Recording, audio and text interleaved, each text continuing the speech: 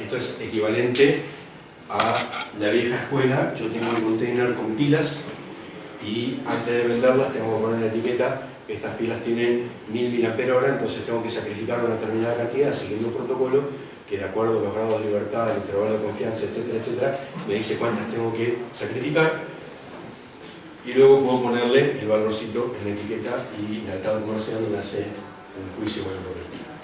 Entonces, el proceso que pasa de la población a la muestra se conoce como muestreo, y el proceso que va de la muestra a la población se conoce como inferencia estadística. ¿Sí? Lo segundo parece más problemático, pero no, porque lo segundo está bastante bien modelado, bastante estudiado con el tema del intervalo de confianza. ¿Sí? Se puede seguir en base a cierto protocolo, mientras que lo primero todavía sigue siendo origen de disputas muy amargas. Valga como ejemplo el muestreo de la opinión pública. ¿Sí? ¿Qué es lo que se discute de los resultados de las encuestas? ¿La inferencia estadística? No, se discute cómo fue tomada la muestra. ¿Sí? Obviamente que si yo voy a determinado barrio de Capital Federal y le pregunto de qué club es hincha, voy a obtener un valor diferente si lo hago en La Boca, en Paternal, en Núñez o en, no sé, en Agronomía, obviamente. ¿Sí? Entonces, ¿qué es lo que uno tiene que hacer para hacer una muestra justa? Una muestra sesgada. Uno tiene que tener un individuo medio que será una combinación convexa de todas las diferentes categorías de la población, cada una en la proporción que la representa. Tantos hombres, tantas mujeres, tantos edades, tantos grupos socioculturales, etcétera, etcétera. ¿Sí? Para lo cual yo tengo que conocer la población. ¿Sí? Entonces, si yo estimo... ¿No estás condicionando cuando a veces clasifico en esto, y si estás omitiendo algo? Tal cual, exactamente, exactamente. Y eso, además, genera una tragedia muy grande, que es que si yo hago un muestreo sesgado, luego hago una inferencia estadística sesgada que confirma mi propio sesgo. ¿Sí? Cualquier semejanza entre esto que estoy diciendo y el concepto de prejuicio no es casualidad. ¿Sí? Esto es algo que lo estudian los psicólogos. ¿Sí? Si yo salgo al mundo pensando que todos los X son Y, luego mi aparato psíquico va a estar trabajando en confirmar esos casos y no le va a prestar atención a todos los casos donde haya X que no sean Y. ¿Sí? Por lo tanto, bueno, el tema del muestreo es un tema extraordinariamente complejo. Y hacer un muestreo estocástico, como se configuran los manuales, es una bomba de tiempo. ¿Sí? Yo les puedo, no viene al caso, les puedo mostrar 1000 ejemplos donde vamos a hacer una muestra eligiendo acá al azar, suponiendo que tengas aleatoriedad, porque tampoco tenemos eso en la computación, tenemos pseudo aleatorios que tienen también su propio sesgo. Pero suponiendo que vos tengas tal cosa, bueno, te puedo mostrar 1000 ejemplos de un muestreo aleatorio que lleva a sesgos que ni te puedes imaginar. Obviamente que los estadísticos saben esto, y los estadísticos tienen baterías de técnicas de muestreo que van un poco más allá, pero en general lo que nosotros tenemos es ese círculo cognitivo que se genera entre muestreo, muestra, inferencia estadística, población, muestreo, etcétera, etcétera. Ese círculo es bastante riesgoso. Bueno, supongamos que nos concentramos en lo más sencillo, que es: yo tengo una población que tiene un único atributo. Ahí estaríamos hablando de estadística univariada.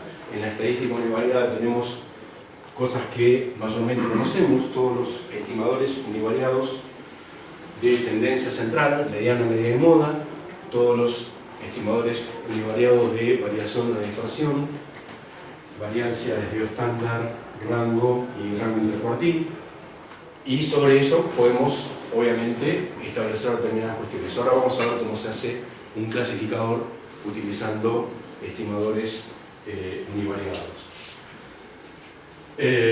Luego tenemos distribuciones. La idea de la distribución es la poder tener algún tipo de función continua o discreta que me determine cómo está distribuida, valga la redundancia, la población de acuerdo a este valor.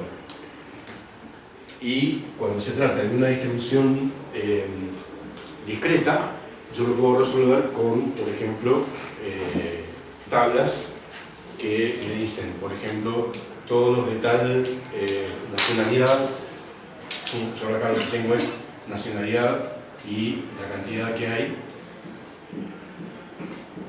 Entonces tengo acá la variable independiente, que es el atributo de nacionalidad. Entonces acá tengo, qué sé yo, Venezuela, Ecuador, España, y acá tengo 20, 12, 15, y esto lo represento con un diagrama de barras. No confundir con un histograma. Si mi variable independiente es continua, por ejemplo en estatura, esto no me sirve. ¿Por qué? Porque una variable continua no se puede contar. ¿Sí? Una variable continua se puede medir. Entonces, si mi medición no tiene límite en su precisión y en su exactitud, la probabilidad de que yo tenga dos mediciones idénticas tiende a 0. ¿Sí?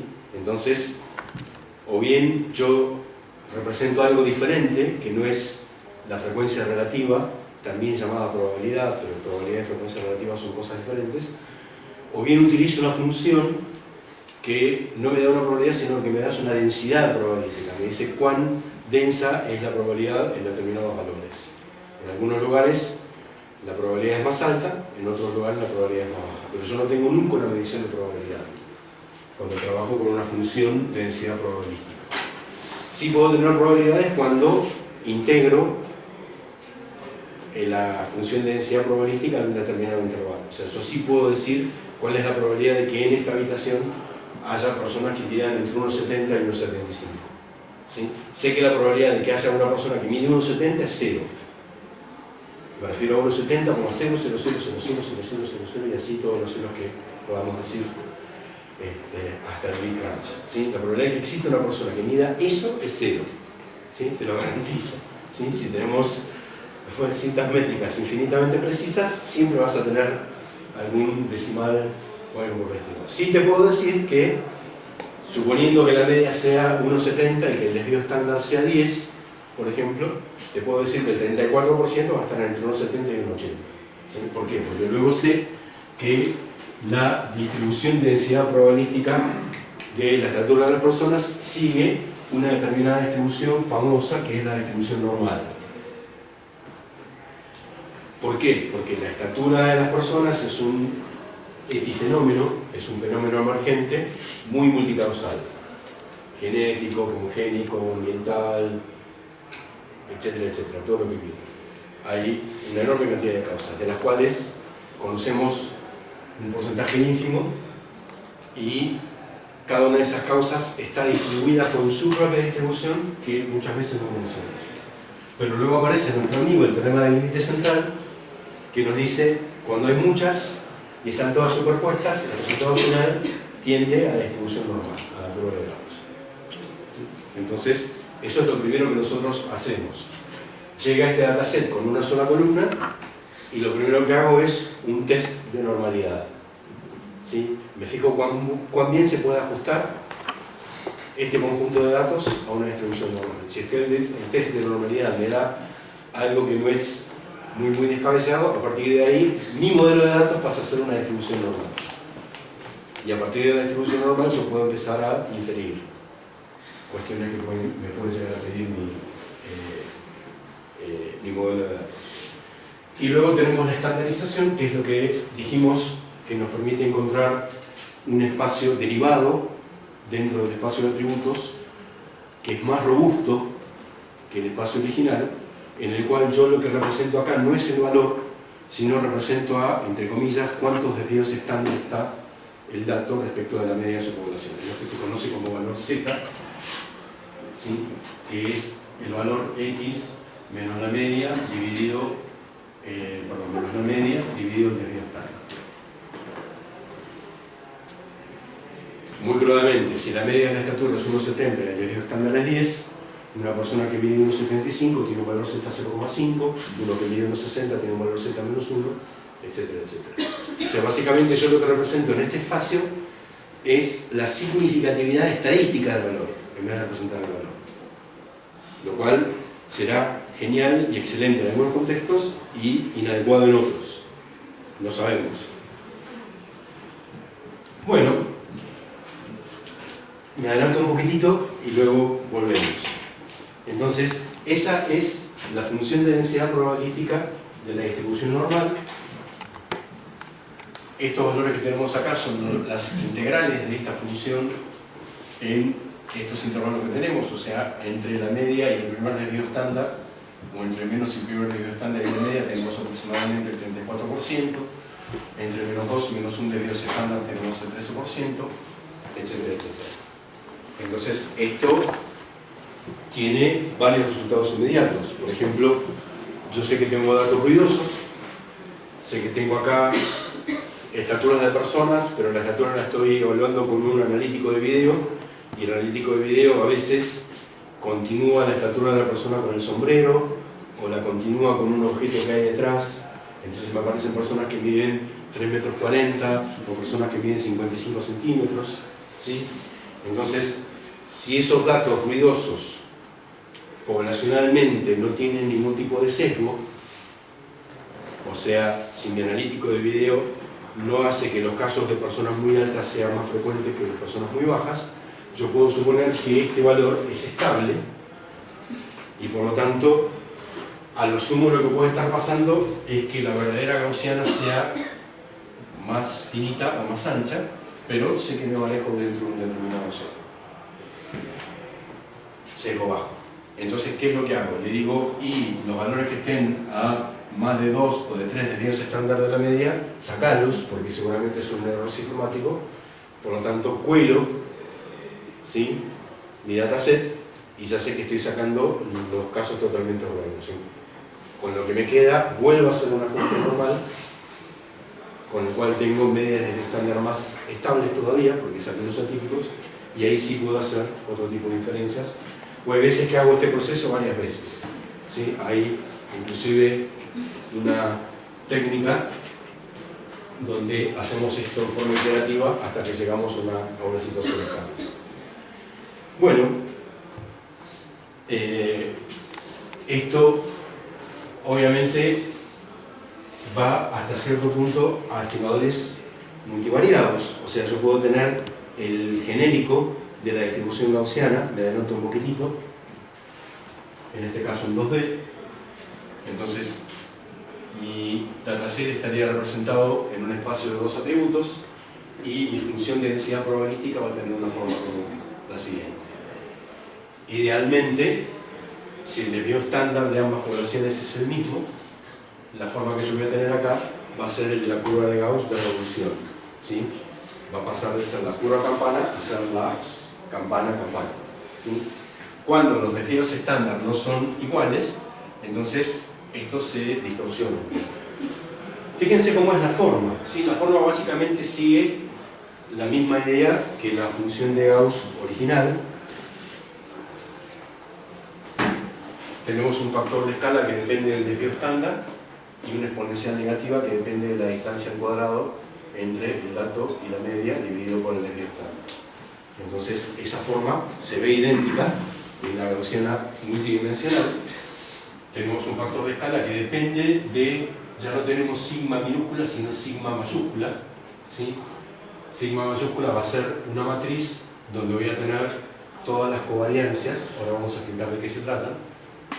¿Sí? Básicamente, supongamos que yo tengo dos variables independientes, entonces mi sigma va a ser el desvío estándar de x por sí mismo, el desvío estándar de x por el de y, el de y por el de x y el de y por el de y.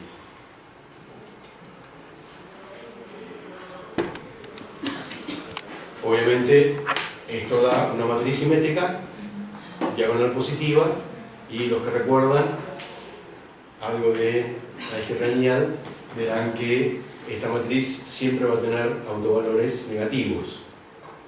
Por lo tanto, sus autovectores van a tener una orientación cualquiera, pero siempre me van a dar que la función subyacente va a ser una elipse, ¿sí? Estará más deformada o menos deformada en función de que estos dos tipitos sean más iguales o más diferentes, ¿sí? Pero básicamente lo que ocurre es eso. Y esas elipses que yo tengo las puedo asimilar al análogo, me estoy viendo para otro lado, perdón. Lo puedo asimilar al análogo de estos intervalos, ¿sí? A cada conjunto de datos que está a una determinada cantidad de desvíos estándar en la univariada le va a corresponder una determinada cantidad de datos que van a estar al tanto de desvíos estándar del centroide en la univariada. Bueno, y en la exponencial negativa también tenemos algo que está en términos del cuadrado y de la distancia entre el dato y el centroide, donde la distancia está ponderada, y esto es importante porque después va a tener un factor muy importante, está ponderada precisamente por la inversa de la matriz de covariancia, que como es diagonal positiva y simétrica, es inversible siempre, o sea, siempre está bien determinado este modelo. O sea, básicamente esto yo lo menciono para que pasar de univariado a multivariado no genere ningún tipo de cosa que no sé qué voy a hacer, ¿sí? Hay una gaussiana multivariada, que es un genérico de la univariada, que se puede extrapolar en términos matemáticos no demasiado esotéricos, y que tiene todavía interpretaciones geométricas que uno puede asimilar, ¿sí? Si tuviésemos tres variables, entonces tendríamos un elipsoide o algo por el estilo, una especie de guinda de rugby, que coincidirán los ejes de la guinda con los autovectores asociados a la matriz de covariancia, que será una matriz de 3×3, que será sigma x, sigma y, sigma x, sigma x, y, sigma x, z, sigma y x, y z, etcétera, etcétera. ¿Sí? Vamos a seguir teniendo simétrica y diagonal positiva. Bueno, se van a cumplir todas esas condiciones. Todo esto va a tener una importancia muy grande en determinados momentos. Sí. En el caso de Mercado Libre o de Twitter o lo que sea, sí, tienes un montón de atributos, igual cada uno de ellos lo trabajas multidimensionalmente con normales o utilizas otro tipo de estadísticas. No. Si yo aplico un test de normalidad y me da un resultado pobre, entonces voy a otra distribución que es la segunda más querida en estadístico, que es la distribución uniforme, ¿sí? Busco el mínimo del máximo y hago un binning, una recipientización. Separo en recipientes más o menos uniformes y veo que la cantidad de casos que cae en cada recipiente sea más o menos la misma. Ese sería el test de uniformidad, ¿sí? Si no es gaussiana ni es uniforme, bueno, ya tendré que ver si cae dentro de alguna de las distribuciones que hay por ahí dando vueltas, que se pueden transformar a una distribución normal en base a ciertas modificaciones de la variable independiente, como por ejemplo Poisson, binomial, Bernoulli, gamma, kappa, sigma. O sea, hay un abanico de distribuciones que afortunadamente a través de cambios de variables que no siempre son triviales uno las puede llevar a una gaussiana. El objetivo al fin y al cabo de determinar una distribución es ver algún valor crítico de su vector. Y si me permitís, permitime que vaya un poquitito más adelante. Si suponete que yo tengo esto, ¿sí? Tengo una tabla con tamaños de naranjas y tamaños de mandarinas, ¿sí? Entonces yo tengo naranja y sus tamaños, mandarina y sus tamaños, ¿sí? Yo lo miro y digo, las naranjas parecen más grandes que las mandarinas, ¿sí? Si lo veo fila por fila, creo que siempre el valor, salvo en este caso, siempre el valor a la izquierda es mayor que el valor a la derecha. De hecho, miro la imagen y se me cae de madurez, ¿sí? Esto demuestra que el aparato visual es mucho más poderoso, más rápido que el aparato conceptual. Bueno, pero luego cuando yo hago ese histograma recipientizando para ver qué es lo que ocurre, me encuentro con esta situación, ¿sí? Esas serían las distribuciones discretas de los tamaños de mandarinas y naranjas utilizando diagramas de barras.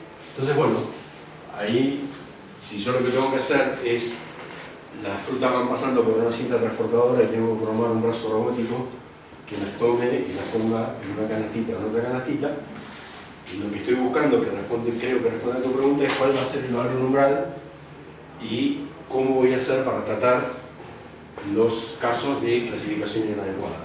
¿Sí? Eso está representado en este genérico, que es, yo tengo dos distribuciones, en este caso normales subyacentes, elijo un valor umbral, entonces todo lo que está acá, suponiendo que esta es la clase sí y esta es la clase no, un individuo en este lugar pertenece a la clase sí, fue clasificado como tal, por lo tanto lo llamamos verdadero positivo. Uno que está acá pertenece a la clase no y fue clasificado como tal, lo llamamos verdadero negativo. Uno que está acá, en esta zona rosita, pertenece a la clase no, pero como el umbral está muy bajo, es clasificado como sí, por lo tanto es un falso positivo. Y uno que está en esta zona lila, violeta, no sé cómo se llama este color, es un caso sí, que fue clasificado como no, y por lo tanto es un falso negativo. Entonces, ahí lo que tenemos es toda una serie de estrategias que nos permiten caracterizar ese error. ¿Sí? Uno puede decir, bueno, buscar el umbral que haga que el área del falso positivo se convence con el área del falso negativo, o sea, que yo tenga tantos casos de falso positivo como de falso negativo. Ese criterio es correcto en algunos contextos. ¿Sí? Supongamos que yo hago un analítico de video que mira a las personas que entran a mi tienda para determinar el género. Y en función de que hayan más hombres o más mujeres, será la publicidad que sale por la señalética digital. Entonces, ahí si la cantidad de hombres confundidas por mujeres se compensa con la cantidad de mujeres confundidas por hombres, no me importa que sea impreciso el clasificador. ¿Sí? Ahora, puedo tener una situación donde el falso positivo me cuesta mucho más que el falso negativo. Suponete que estoy haciendo la planificación de una radioterapia. Entonces, ¿qué es un falso positivo? Falso positivo es estoy irradiando un tejido sano que genera un cierto costo para el paciente, pero eventualmente, como se trata de tejido sano, el organismo lo va a recuperar de alguna manera. No es lo mejor, pero no es algo terrible. ¿Y qué sería un falso negativo? Es tejido patológico que no estoy irradiando.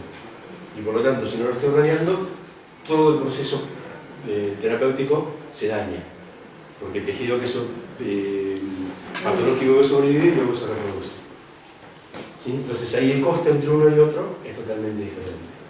Puedo tener otro criterio, que es el que vamos a ver acá, ¿sí? Que es el que acá aparece, el mínimo error es considero las distribuciones de probabilidades y elijo el que me parece más probable, o sea, busco el punto de cruce, que no necesariamente va a minimizar la diferencia de las áreas, y si yo tengo costos muy asimétricos tampoco va a minimizar el costo.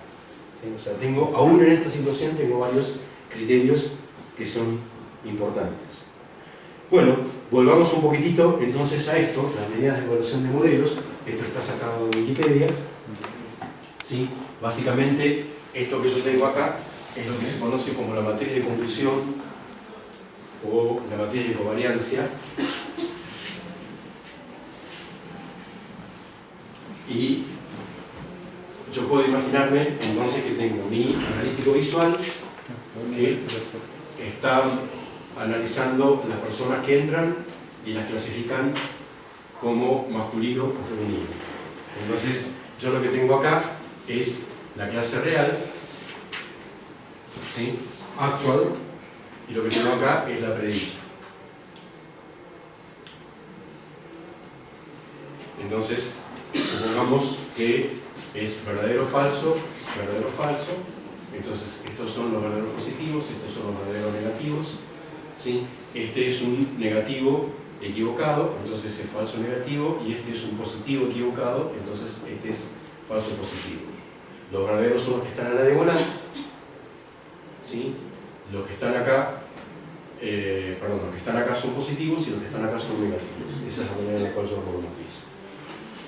Entonces, bueno, luego pongo el sistema en producción, hago entrar 100 personas y pongo a un supervisor a que mire también las 100 personas y anote cómo eran los géneros de las personas que fueron entradas.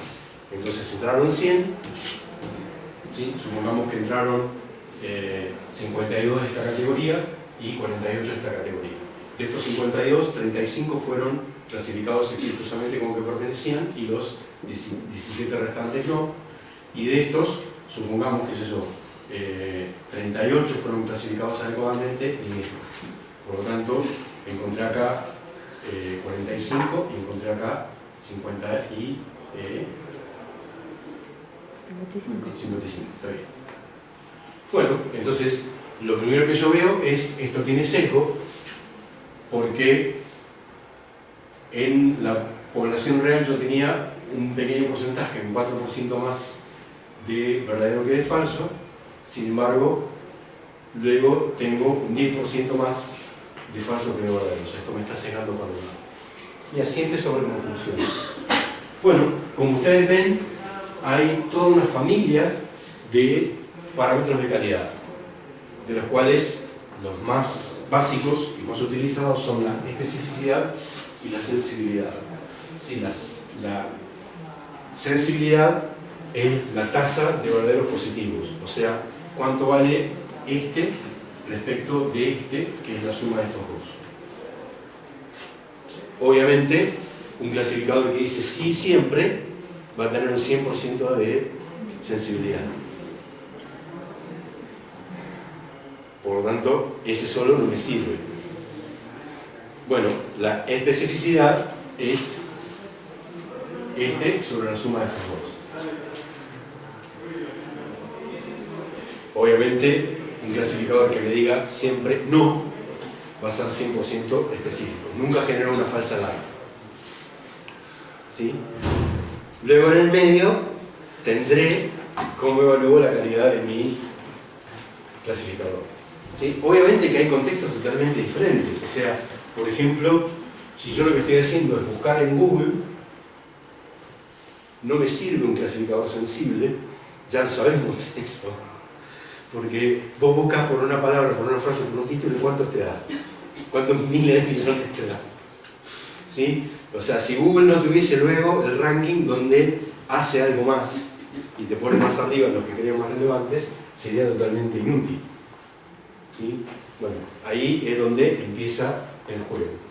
Luego, yo puedo encontrar cosas como, por ejemplo, la exactitud, el accuracy. ¿Sí? Recuerden, accuracy. Exactitud. No lo traduzcan como precisión, porque precisión es otra cosa. ¿Sí? Exactitud siempre está relacionada con el sesgo y precisión siempre está relacionada con la variancia. ¿Sí? La exactitud es, yo hago una serie repetida de disparos y los disparos están todos muy cerca del blanco, ¿sí? Y están todos igual de cerca o igual de lejos. La precisión es, los disparos están desparramados, ¿sí? O sea, podemos hacer un ejemplo, ¿no es cierto? Yo tengo un tirador, campeón mundial de tiro, que va a una fábrica de armas a probar un rifle extraordinariamente bueno. Entonces el sujeto, cuando hace las pruebas, tiene la máxima exactitud y la máxima precisión y está atinando a la diana en todos los casos. Luego acá yo tengo dos situaciones. Tengo una en la cual supongamos que al rifle lo someto a algún tipo de situación. Lo dejo caer al piso, lo pongo en el horno un determinado tiempo a que se le derritan un poco las piezas mecánicas, etcétera, etcétera, y luego le vuelvo a dar el arma al tirador. El tirador es un tirador extraordinario, no le tiembla el pulso. Entonces sacude, sacude, sacude, sacude, y como el arma está deformada, los disparos salen hacia cualquier lado, pero como el tirador es muy preciso, muy exacto, ¿sí? Los disparos salen todos con un sesgo, pero salen de una manera sistemática y predecible. Luego puedo ir a otro lado y puedo dejar el arma como está y poner al tirador a una situación de estrés, ¿sí? Lo encierro durante varias horas haciéndolo escuchar música de algún género que ustedes imaginen, o no lo dejo dormir, o lo pongo bajo la influencia de alguna sustancia. lo que ustedes quieran, ¿no es cierto? Che, ¿sabías que tu novio te correa? Bueno, dale, tenemos que hacer la diferencia. El arma está perfecta, ¿sí?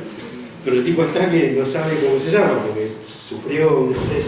Entonces, bueno, ahí lo